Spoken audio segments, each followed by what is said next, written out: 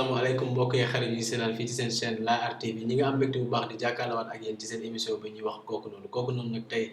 dalal ay jeunes yi nga xam ne tey ñi ngi ci mouvement Yeewu Naa comme ni ma leen ko waxee saa su nekk émission bi day dugg ci association yi dugg ci mouvement bi dugg ci bépp activité boo xam ne jeunes yi dañ koy amal tey nag mouvement Yeewu Naa la ñu dalal ma bàyyi leen ñu présenté wu ak internet yu seetaan ñu doog a dugg ci waxtaan bi. di la jaajëfal bu baax di nuyu mbokk internet yi ñuy seetaan di seetaan seen La Art TV ñun la waa mouvement Yeewu Naa man la Amadou Cissé donc nekk direction programme et projet bu Yeewu Naa. soxna si na nga def. maa ngi fi ça va très bien. D'accord ñu ngi nuyu mbokk internetu La Art TV yëpp donc man la Khady Ndaw Dieng ma chargé wu communication mouvement bi donc très direction TIC bi. donc di leen nuyu bu baax di leen remercier ci invitation bi. ñi ngi am mbégte bu baax La Art TV la voix des jeunes l'art de l'audiovisuel fu may commencer rek ak mouvement Yeewu Naa mooy activité mouvement depuis kañ la commencé. en fait damay tracer waat peut-être genèse u mouvement bi c'est né en 2016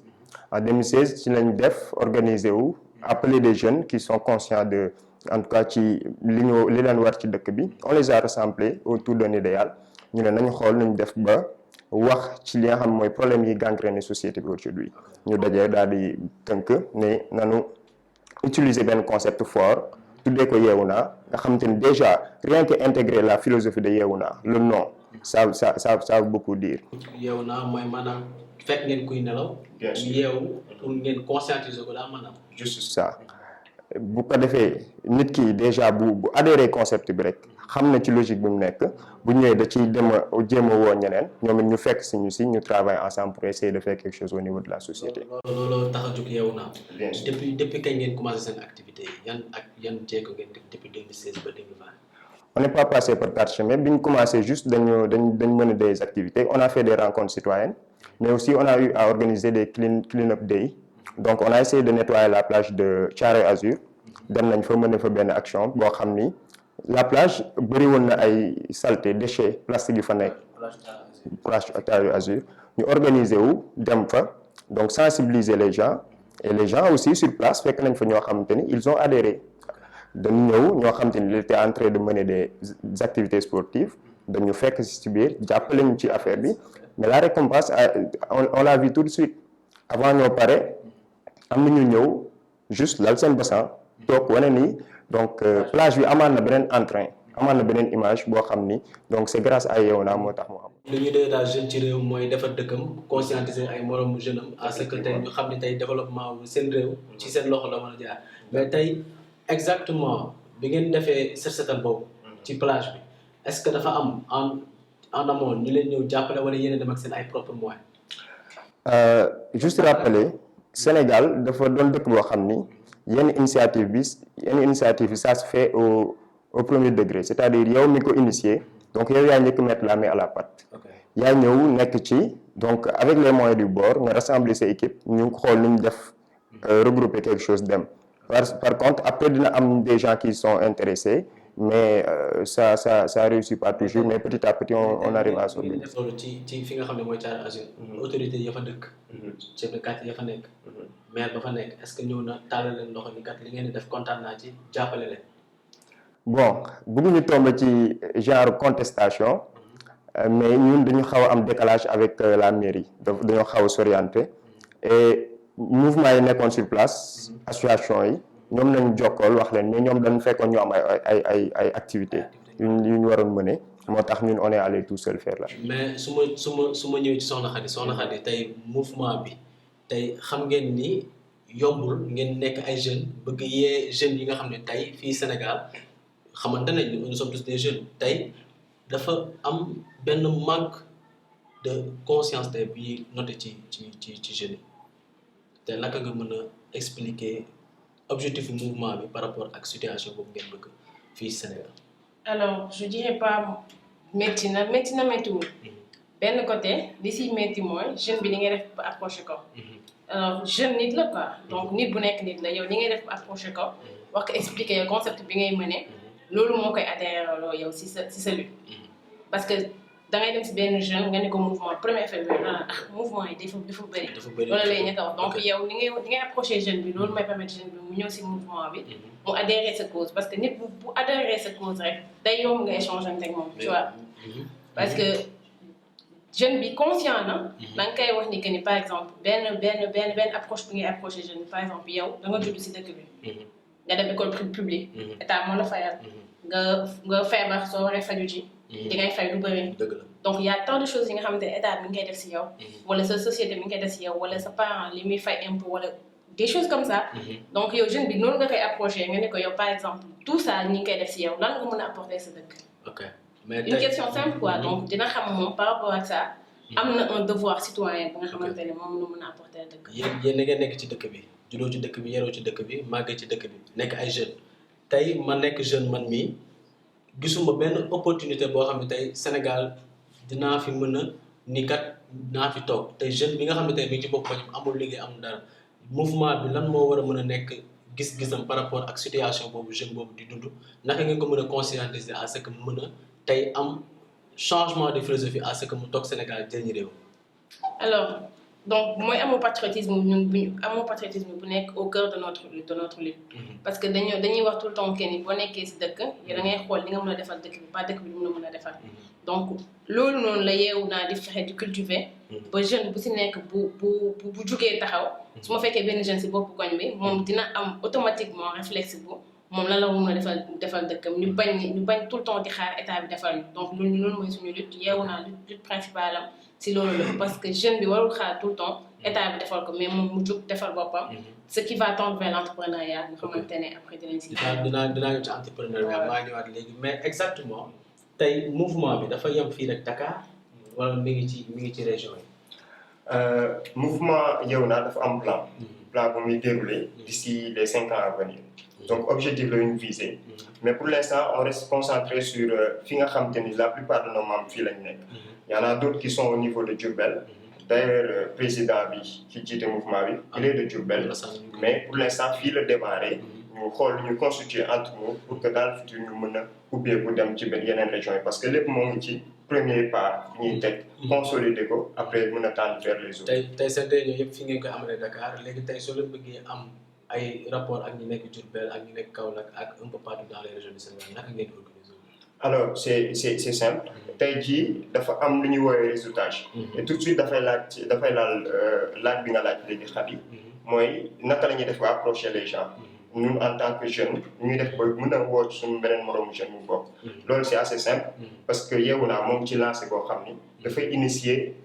benn série de vidéos yoo xam ne da ciy wax ak jeunesse bi am na boo xamante ni def nañ ko mu ngi jëm ci Yeewna si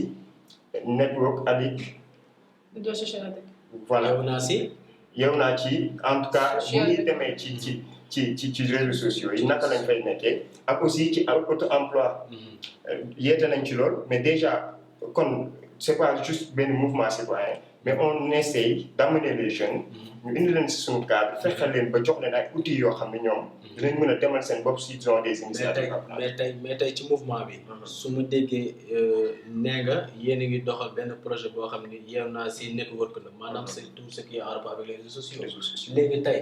réseaux sociaux yi naka ngeen gisee tey jeunesse bi ñu koy utiliser parce que tey damay déglu benn journaliste bu mag fii ci réew mi à chaque fois day wax que ni du ma citer benn tour nag mais journaliste bu mag la fii ci réew mi te référence la macha allah man sama référence la personnellement mais à chaque fois li muy wax mooy jeunesse bi dañoo war a moytu réseaux sociaux yi ndax réseaux sociaux yi lu muy yàqal ñun moo ëpp lu ñuy def non seulement dañ ci perdre temps duñ ci def lu am njëriñ te da ngay toog 4 heures de temps 5 heures de temps di si passer sa temps yëpp alors que du la am benn njëriñ te yéen mouvement bi naka mooy xeexam par rapport ak loolu. alors moi je dis que dëkk bi dafa am lu mu tëddee boobu noo xam ni côté bi ñuy gisee surtout dafay dem ci wàllu donc les choses négatives mooy li ñu war a def mooy tey di voir les choses qui s'y font qui apportent du bien aujourd'hui il y a Yeewna qui fait des séries de vidéos là il y a Layar TV qui fait des choses lépp ci réseaux sociaux yi la jëm il va falloir que ñun tamit ñi nga xam ne ñoom ñooy. mais Layar TV suñu def tamit day def loo xam ne tey ku ko seetaan dina ne ah xale yi kat.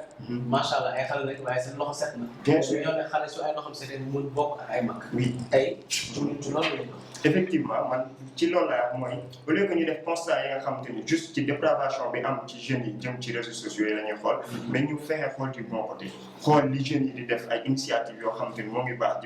jëm ci loolu ñu daal di koy dundal fësal ko moo tax dafay laal un problème global muy citoyen bi moom ban message la war di passer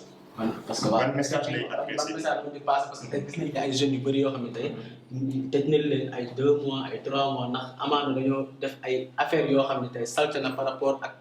peuple bi par rapport ak suñu njiitu réew wala par rapport ak yenn membres yoo xam ne ay autorités lañ fii Sénégal. loolu dafay am mais toujours en est que nit ki dafay nekk di jëf di wax selon son état d'esprit nit ki mën a toll niveau boo xam ni psychologiquement wala environnement bi mu juddoo xëy na loolu moo ko jàpp ba moom foofu rek lay waxee. frustration mën na ci am. côté pauvreté 22 ans 23 ans mënoo am liggéey. amoo liggéey. c'est ça donc nit ki en fait à un moment donné dafay déchaîné wu. dafay génne yenn jikko yoo xamante ni li koy def ci moom c'est pas que moom moo bëgg mel noonu mais c'est tey jii l'environnement social bi nga xamante ni tëral nañ ko ci ay conditions yoo xamante ni muy tegee citoyen bi du mën a épargner wu donc dafay nekk ci loolu. moo tax ñaari mots d'ordre rek laa bëgg lancer. mooy la jeunesse. La jeunesse doit sortir de la victimisation. La victimisation mooy jàpp ni état bi la waral lépp à chaque fois da ngay toog di ko xaar mu lay defal. waaw ñu dem ci li nga xamante ni mooy beneen sens bi les gens qui sont de haut nekk ci kaw bañ a nekk ci accusation. jeunesse bi moytu li nga xam mooy victimisation nekk ci kaw autorité moytu accusation ñu fexe dajale les forces kii ci li mu tëlee ak ci kii li mu mën ñu dajale ko ku ne jàppale sa morom. avant mais ci xam ni fenn rek laa lay bëgg a laaj mooy tey ki nga xam ne tey mi ngi nekk xale amul liggéey amul ci lu mu jàpp tey ni muy frustré bi est-ce que tey yaakaaroon ne état bi moom ci jëm boppam war na mën a teg ay opportunités yoo xam ne tey jeunesse bi dina ko mën a permettre mu def li mu bëgg def. En fait, le rôle de l'État, en tant que jeune. Le rôle de l'État, dans tout État, li mu ko war mooy organiser la société. Organiser mooy dañuy juddu ñu yóbbu ñu école, y a les écoles publiques, État moo ko teg pour nit di ñëw jàng. État moo def concours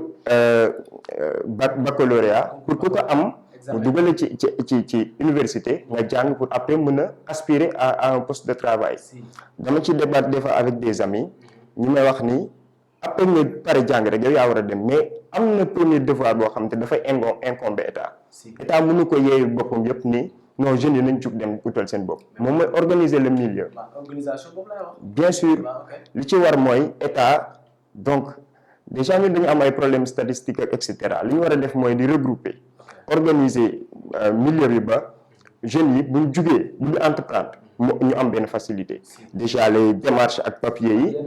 Voilà, le président est venu avec le fast track depuis son deuxième mandat. Mais il n'y a pas eu des choses concrètes yoo xam ne def na ko ci alors que tey jii besoin on en a besoin les jeunes entrepreneurs dañ ko soxla. mais tey ba léegi su ma taxawee ci mouvement Yeewu Na tey ci wàllum entrepreneuriat boobu naka la ñu mën a teg ay stratégie yoo xam ne tey jeunes yi nga xam ne tey ñoo adhéré ci mouvement bi dinañ mën a am liggéey wala ñu mën a demal seen bopp ñoom.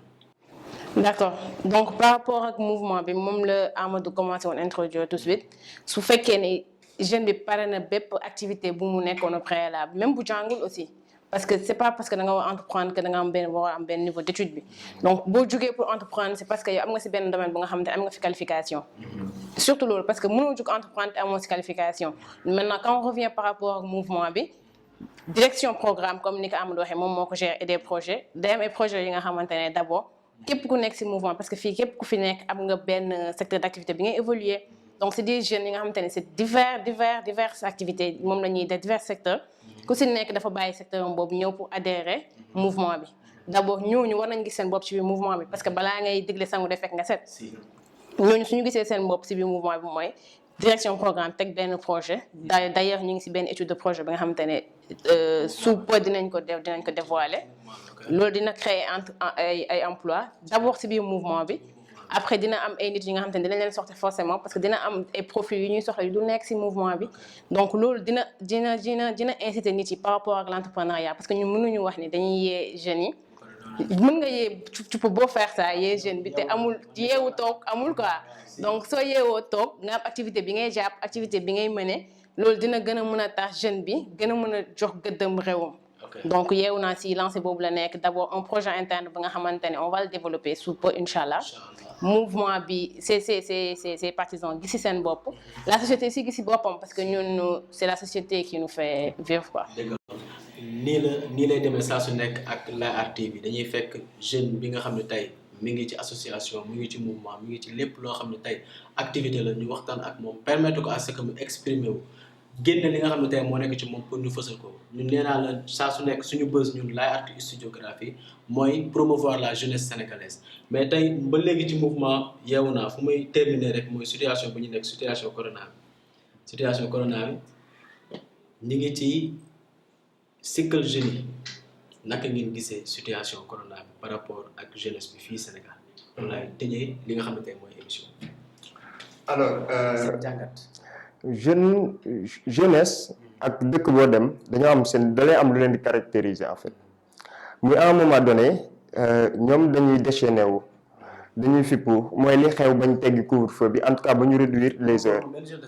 non loolu moom c'est unanime en fait. kenn takku masque. c'est vrai ñu ngi ci plage yi ñu ngi def lépp loo xam ne te état la koy tere. mag ñi xas ñu ba sonn. xam naa ne journaliste boobu est-ce que dama ko bëggee tudd sax ci sama émission mooy suñu papa El Hadj Assane Gueye chaque jour mu xas jeunesse bi. déjà jeunesse bi dañoo inconscient et cetera. mais tey mouvement bi tey naka la jàngatee tey situation boobu jeunesse bi di dund ñu ñuy xas chaque fois ni jeunesse bi dañoo ñàkk a jëm jeunesse bi la alors que tey yéen seen mission mooy tey.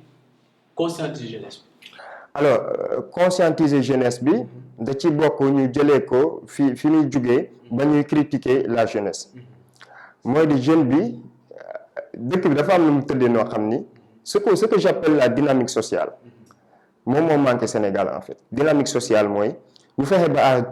tout instant jeune bi bu génnee ci këram ci fi muy dali dafay dem ci loo xam da koy jëriñ en fait dafay dem foo xam ne ni da koy apporter intérêt la fay dem jëli mais tey ji bu fekkee dangay génn dem soit foo yi wala dem dox loo xamante ni en fait si sa avenir participer wu si dara mooy li ñuy def ba créer tey ji benn dynamique boo xam ni noo def saa waay boo génnee sa kër fi nga jëm da nga fay liggéeyi am fa fulla def fan li nga fay def tu reviens mooy dem ba bu demee ci temps coronavirus bi ñu nekk ci yow mi nga xam te ni da nga am ci loo jàpp bu ñu nee couvre-feu dangay imaginer sa fi nga liggéey wala emploi bi nga am wala li ngay dundal dangay xool naka nga koy organiser selon règles yi imposé wu nga dem ci loolu tu t'organises nga ne tak nii laa war a fonctionner tel mais dès l'instant wu amoo mode de fonctionnement ci coronavirus bi amoo loo xam te ni ci nga jàpp te tàmmoon nga di génn di foo di gis say gars tout de suite. li ma gën a déploré mooy amuñu benn information boo xam ni tey dina la ko mën a jox face ak Covid-19 bi tey xamuñu transmission communautaire xamuñu cas contact xamuñu dara man loolu ma gën a métti te da ngay gis benn jeune ni ko tey la may transmission communautaire lu ko neex la day tontu coronavirus naka la mën a atteindre du la tontu tey ministre bi yan mesure la jël du la tontu tey yow soxna Khady nag nga ko fay jàngatee. alors moi je dirais que ça va revenir un tout petit peu si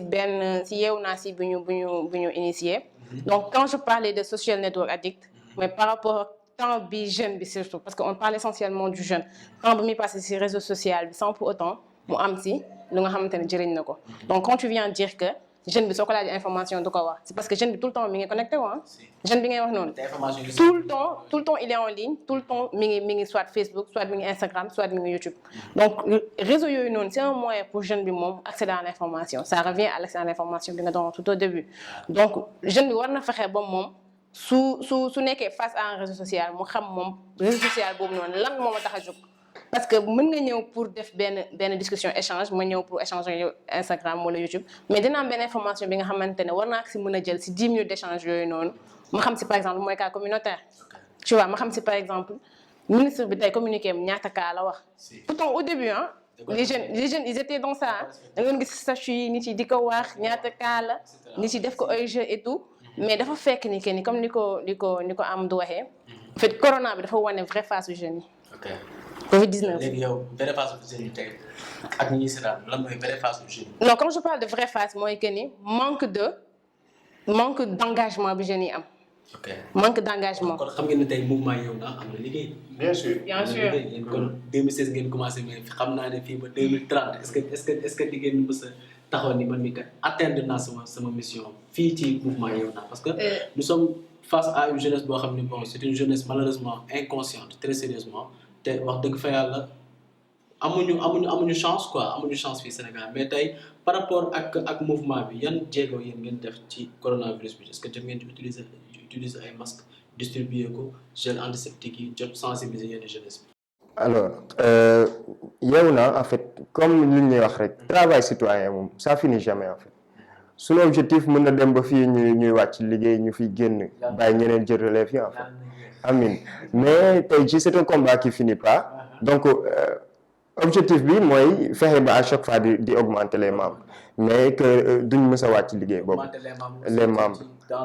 dans le bon sens ak ci région yi mais tey jii bu fekkee ci liñ mën a ci coronavirus bi ce ne sont pas peut-être des actions directes à Yeewu Naa mais des actions qui sont particulières à chacun des membres mooy man j'ai fait des distributions au nom de Yeewu Naa mooy ni boobu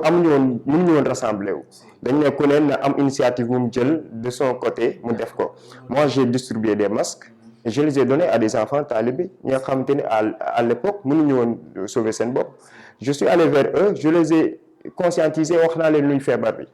wax naa leen naka la ñuy attraper feebar bi naka nañ koy éviter naka la ñuy utiliser seen masque en-delà de ça daan naa defal couvre-feu bi mu tàmbalee il m'est arrivé un réflexe ma ne en fait heure bii nii à 20h est-ce que talibé yi nga xam ñoo ngi doon dem yalwaani ñoo ngi continuer di am lu ñu lekk simple question que je me suis posée ma contacté président ma wax ko ci ñu d'accord man damay mën ay action ma lancé benn alerte juste sur mon mur nit yi commencé répondre on s'est réunis chaque ngoon durant bi couvre-feu bi commencé ba ni weer koor bi dugg see chaque guddi dama doon togg reer di yóbbul talibé yi voilà donc loolu c'était au niveau local ci ñun la ñu amoon mais au-delà de ça avant élèves yi di reprendre seen école bi mooy ñi nekk 3e ak terminale on a fait une vidéo de sensibilisation en langue pulaar d'ailleurs en langue pulaar parce que dañu bëgg voilà ñëpp am ci accès c'est ça ñu def ko en pulaar ñoo xam dañu conscientiser wax parents yi ñoom naka nañu war a waajalee seen ay doom pour bu ñuy dem école ba en temps de coronavirus ñu jox leen ay pistes wax leen ni ñuy réagir aussi élève bi tamit ñu conseillé ko wax ko moom it nan lay comporter. am na solo kon mouvement bi yow na bu baax a baax mais tey soxna Khady est-ce que mën nañu xaar mouvement bi mu def benn caravane sur le plan national. Bah oui, c'est l'idéal en fait. Parce que du jeune Dakar, du jeune Diourbel, jeune Sénégal la ñu wax donc c'est un mouvement bu nga xamante ne jeune Sénégal yëpp ñoo ko tax a jóg te incha allah loolu mooy suñu mbébét ñu war a mën fexe ba d'abord région bu nekk ñu am fa cellule jeune bu nekk engagé wu engagement bu nga xamante ne ce serait spontané dafay gis liggéey bi ñu liggéey localement mu spontané si moom apporter si mu xam ni que ni lii su duggee dina apporter dëkkam dara dina apporter benn quartier moom commune am région moom ainsi de suite quoi. Donc loolu suñu mbébét la nga xamante ne au niveau national ce sera un mouvement qui sera connu et nit yi dinañ adapté vraiment. am na solo macha allah seen émission kooku noonu tey mouvement Yeewu Naa la dalal maa ngi leen di bàyyi ñu tàggatoo seen émission bi ñuy wax kooku noonu. di amaat mbégte di kontaan bu baax ci invitation bi déjà di rafetlu seen liggéey. parce que je pense que coopération ak partenariat rek lañ mën a def entre jeunes ñun ñi ñu boole suñu doole. à chaque fois ñu jéem a di fësal li ñuy def de part et d'autre. donc peut-être dernier message bi may lancer rek mooy la jeunesse nañu waajal seen bopp sur tous les plans. jamono bi ñu jëm dafay gën a metti ak ci nu mu mënti demee. que ce soit ñu juddoo ci famille boo xam tout est bien fait. que ce soit ñu juddoo feneen. li nga war a def mooy nga mën a waajal sa bopp. ba nga mën a profiler wu dans l'avenir. ñu tënku ci loolu fexe tamit di moytu yenn comportement yi suñu biir. parce que en fait dafa am lu ñu war ci société bi. gis nga moi politicien bi nga xam ni dafay luubal suñu xaalis. man awma lu ma ci wax. bëgguma ñuy retenir ak ñoom ay rapports yoo xam c'est des rapports de force apolitique. bëgg ñuy am ñoom ay rapports de force xam lu may wax mooy jeune bi nga xam ni fi mu toll nii toll nga si sa digg ndaw da ngay def ba génn wutal sa bopp li nga am mooy doo joxeñ kenn mais rapport yi ñuy am entre nous si société bi ci mbedd bi sànni bi nga sànni benn mbuus bi noonu man li nga xam te ni je l'ai bàyyi naa ko boo ko dee def action boobu dafay tikkee sama bopp à la limite day mel ni da nga may lancer benn message du négatif. man dama koy bëgg joxaale. mooy kii romb nga sànni mbalit. kooku yaa ngi koy tooñ sans le savoir te def naa war nañ mooy tuddee tooñante. ki nga xam ni benn pelure de banane boo ko sànni nga ko peut-être il y a 5 minutes. 15 minutes ou 1 heure de temps après keneen ñëw joppi ko. koo xam te ni xalaatu woon ni sax di nga ko tooñ. mu tarki si daanu. donc ay petits détails yoo xam non doo ko dajeeg moom mukk. donc petits détails yoo xam te ñoo koy teg suñu bopp te mënoon nañ ko fegal suñu bopp. nañ ci jéem liggéey ci. fexe ba à chaque fois ñuy delloo suñu xel ci mbooloo. intérêt général. bañ jël lépp teg ko ci loxo état soxna Khady la ngay tàggatoo ak ñu ñuy seetaan. Alors, moi, juste un message qui sera très court. Moi, amour de la patrie et amour de la nation surtout. Parce que jeune bi war na am benn mbëggeel bu nga xamante ne am na ko si dëkkam ba nga xamante ni lu bëri du ko def. parce que boo amee amour boobu nga xam ni yow tu es redevable par rapport à ton pays lu bëri doo ko def. parce que aspect boobu rek moom manqué jeunes yi. bu fekkee ne ñëw na li ñu doon discuter sànq ba tey dinañ ci moytu. donc l'amour à la patrie jeune bu nekk jël dëkk bi def ko dëkkam. ñu bàyyi tout le temps di wax dëkk bi. donc ñu ñëpp suñu démissionné par rapport à notre mission. benn indonésien du ñëw defaral suñu dëkk. donc ñun ñoo war a am amour boobu def tuuti recul xam ne dëkk bi suñu dëkk la bu defaroo ñoo ko defar bu yàqoo aussi ñoo ko yàq. am na solo du ma tàggatoo mukk te du ma gërëm président mouvement Yeewu Naa Alassane moom tamit mu nekk disponible koo xam ne bu ma koy woo amul dara lu ma jafe. moom sax moo may woo waa Maya ngeen di ban heure et cetera te macha allah. respecté na tey lépp loo xam ne tey. waxante woon nañ ko du ma wax aussi te du ma remercier tey suñu sponsor yi di Kër Mato solution nekk Liberté 6 ci 2 voies yi ku leen bëgg jot na nga leen woo ci 78 247 90 41 ñooy def ay ensemble yu am solo ay ensemble yu rafet macha allah yoo xam ne tey képp koo xam ne jigéen la bëgg nga sol lu rafet bëgg nga sol lu jekk nga dem seeti leen. duñu pare aussi te du ma remercier Eben Collection t-shirt bi ma sol macha allah ñoom ñoo koy defar. nit ku leen bëgg a jot mu ngi leen woo ci 77 742 95 06 wala 77 831 53 02 Eben Collection t-shirt yu am solo ci tàngaay yi macha allah ñoom ñoo koy defar woo leen neex na ci yaram te macha allah ku ko sol foo munti dem dinañ la laaj t-shirt bi ñaata lay jar ak foo ko jëndee woo leen maa leen jox dig daje benn yoon ci seen émission bi ñuy wax kooku noonu sur la RTV la voix des jeunes l'art de l'audiovisuel.